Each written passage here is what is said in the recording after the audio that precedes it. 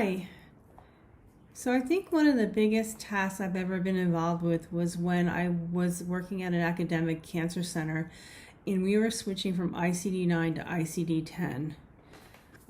It was just one of the biggest projects. There was so much information that needed to be converted between all of the systems, all of the reporting, educating staff, making sure that the coders were educated and that we were going to be able to identify and bill claims in order to get reimbursed.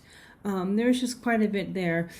And I think how overall the impact, if we didn't do it, of course, we wouldn't have been able to have our quality measures. We wouldn't have been able to bill and get reimbursement. We wouldn't be able to report any of our health statistics. It was just so important to the organization that we did it, and we did it well. I really think that the difference between the implementation of icd-10 and construction is that it just was so, you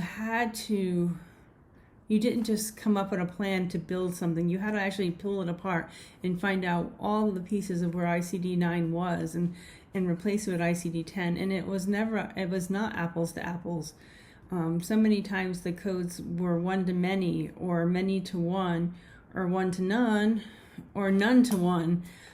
So it was not a very easy task. And when you're looking at the constraints, the triple constraints, scope, cost, and scheduling, it was a very large scope. You had to start planning on where's all the icd-9, what's going to be impacted by icd-10.